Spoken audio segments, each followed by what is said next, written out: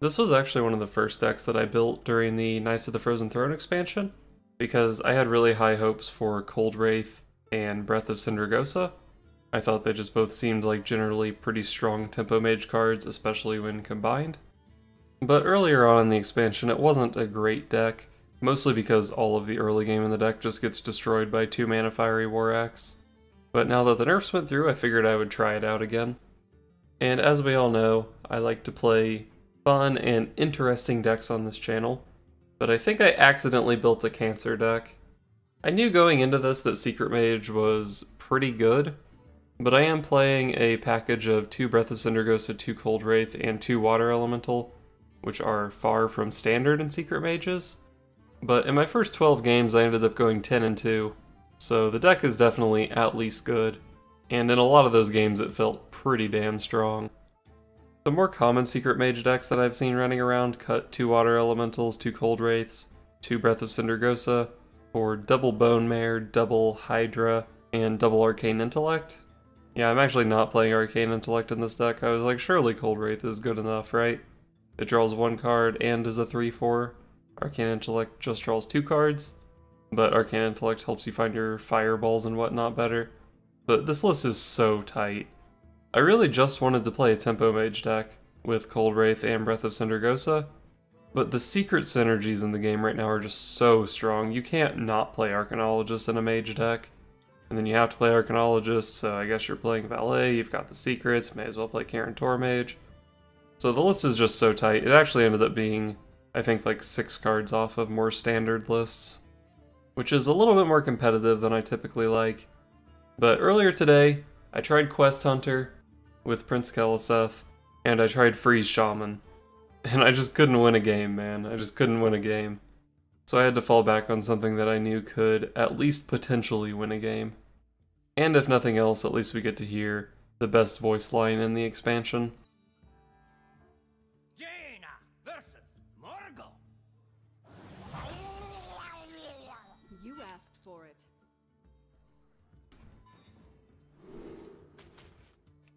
Definitely want to keep Mana Worm. I think Shaman is probably one of the tougher matchups for this deck.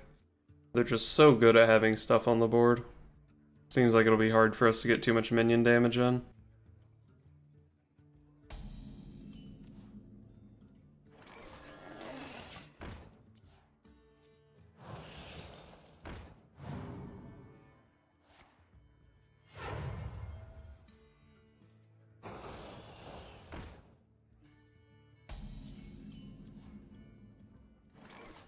So if I don't play a spell here, he can take value trades into my Mana Worm. But the Arcanologist does look pretty good here. I think I'm going to play the spell to kind of protect my Mana Worm. Ice Barrier is not particularly good in this matchup because once we reach the point where he's hitting me in the face, I'm just going to die. But it's basically a 1 mana activator for the Valet. If I had played Arcanologist here, he'd still have a 1/1 on the board and the weapon would have killed the Mana Worm.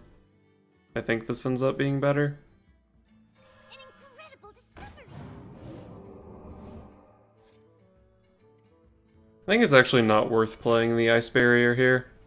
It's better to just use it to trigger the Valet whenever I need to. Probably playing Water Elemental next turn. Turn 5 could be either Counterspell Valet, or if I need to Hero Power I can do that and Ice Barrier instead of Counterspell. And the Ice Barrier was always getting procced this turn because I had 3 health on my minion, he had 4 power on board. Alright, we'll just play with the Water Elemental here. And at this point next turn is almost always Kirin Tor, Counterspell Medivh Valet.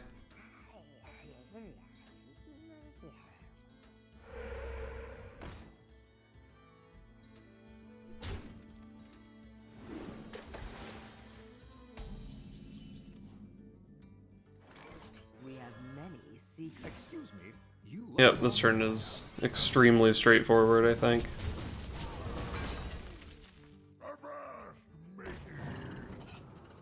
I'm in charge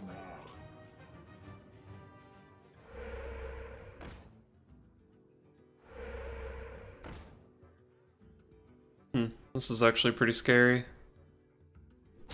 I'll I mean, he doesn't get, like, the greatest trades in the world here.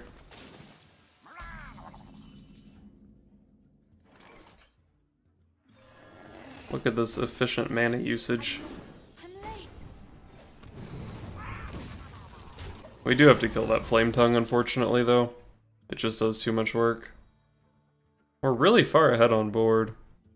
We have a counterspell and an Ice Barrier in play. I said it before, the Ice Barrier doesn't really do much, but the counterspell does hit some of his really powerful cards, Bloodlust, Evolve, Jade Lightning. Those are all things I'm very happy to counterspell. Devolve. Devolve was really good against Mana Worm and Water Elemental, but it's kind of bad against Crystal Runner.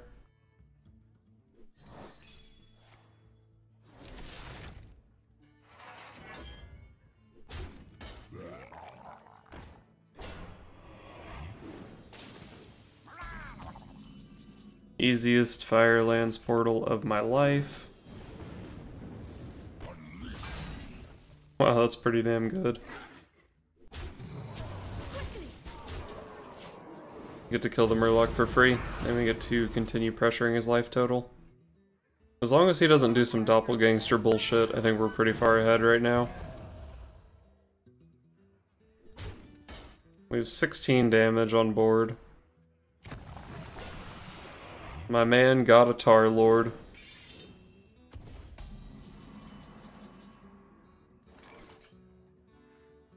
Let's see if we can draw a card here.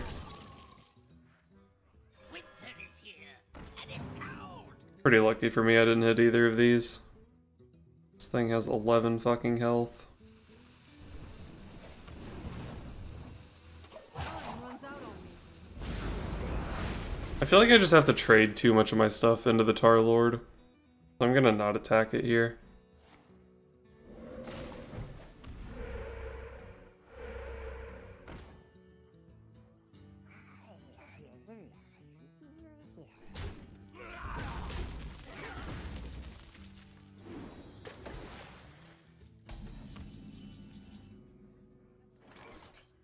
Winter is here. And it's cold.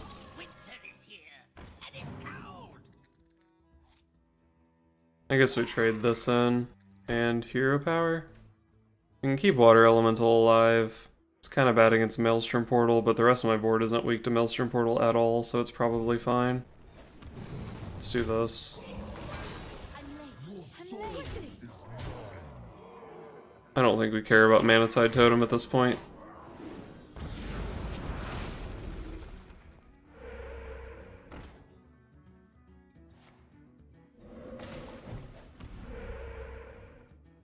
This is gonna need to be one crazy ass thrall.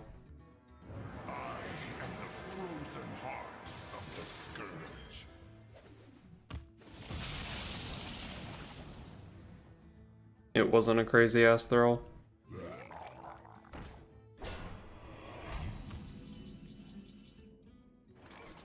Not gonna do the math here because I know he's dead. Had 7 damage over.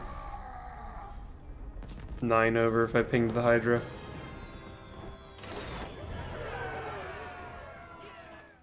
Jaina versus Maiev. 4th rogue in 5 games. Jeez. You asked for it. Is aggro rogue the new cancer?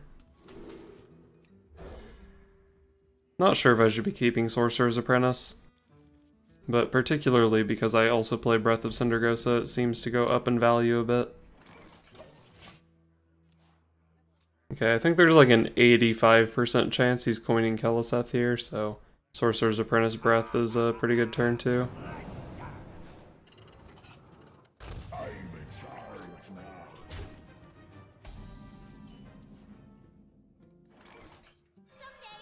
I'm gonna play Breath here. A lot of the lists I've been playing against are playing Southsea Captain, and if you wanted to coin out a Southsea Captain there, it would be a 2-2 instead of a 1-1. And I would always use Breath to kill a 2-2 if I could. Plus it also just means that a lot of times he can't kill my Sorcerer's Apprentice without using his dagger here.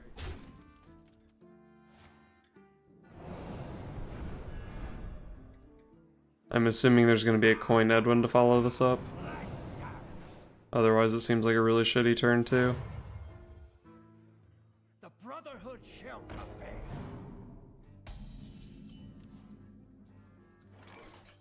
I don't think Counterspell is particularly good in this matchup, so I don't see much of a reason to get it down this turn.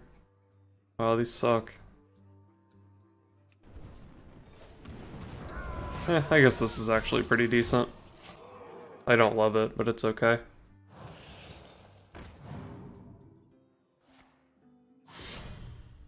Very, very weak turn from the opponent.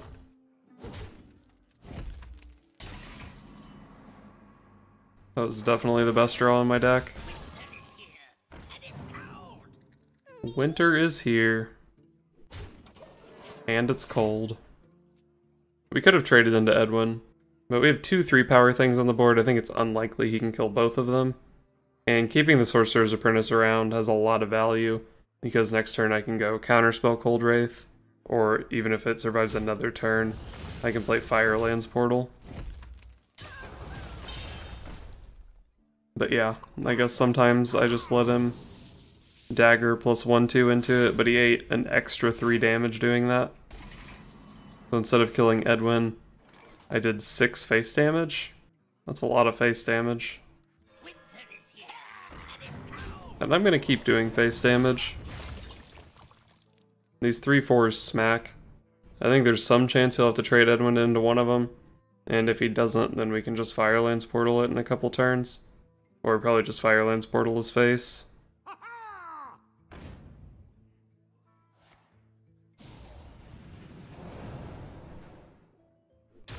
It's not a very efficient Cold Blood.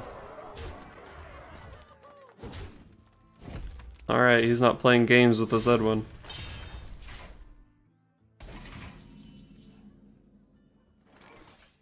Very good draw. And that was another reason to not bother trading into it, because I had 2 Valets and a Frostbolt in the deck. It's just so easy for my deck to deal 3 damage. And if I really, really had to, I could have just traded in the Coldwraith there and it really wouldn't have been that bad. The shadows beckon. I do think that not trading the Sorcerer's Apprentice into it was at least a little bit risky, though. I'm late. I think I like this line of play better than Firelands Portal.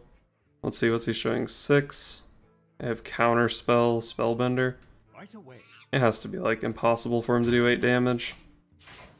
Yeah, I think I like this better than Firelands Portal, just because we get to get this Spellbender up. It's good against Shadow Step and Cold Blood. And I guess Backstab sometimes. And it also let us ping down that pesky 2/1 while also just pushing face damage. And we can always just 5 him with Firelands Portal this turn. It's pretty likely, I would say, that we have 5 power on the board at the end of this turn. The shadows beckon. Yeah, he's definitely dead here.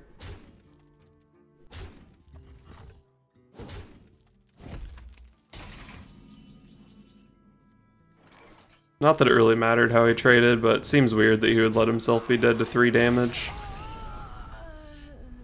He could have killed this instead. And then he would have been dead to...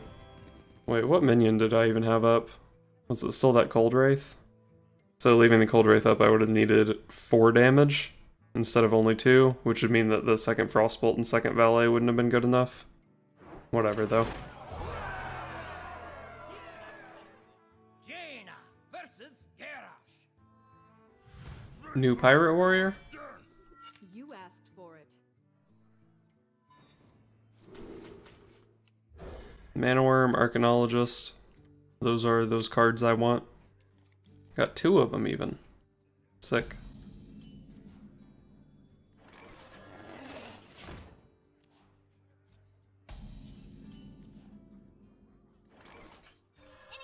No 1-drop.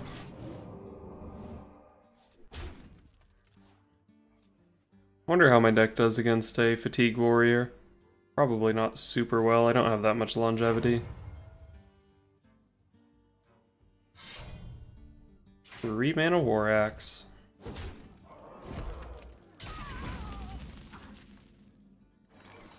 incredible discovery. Let's play out another one of these. It's a little bit off curve, but I don't feel like the secrets were super impactful there. Blade beater. Oh wow, it is Pirate Warrior. Okay. Try to glyph into an answer then. We play Mana Worm first before the glyph, then Fireball's not an out. Or Polymorph. I think it's worth the risk to get the extra stats on the Mana Worm. Mirror Image probably just does exactly the same thing as Frostbolt, but maybe even better.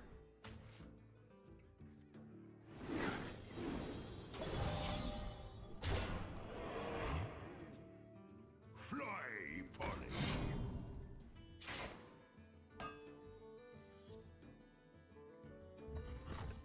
Alright.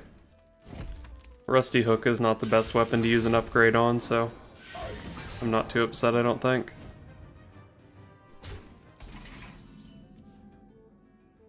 That's a really good draw. I think I just kind of want to go face. Double Mana Worm Medivh face is 11. I have a massive board. We have many secrets. Excuse me, you are on fire. Easy. Set him to 10.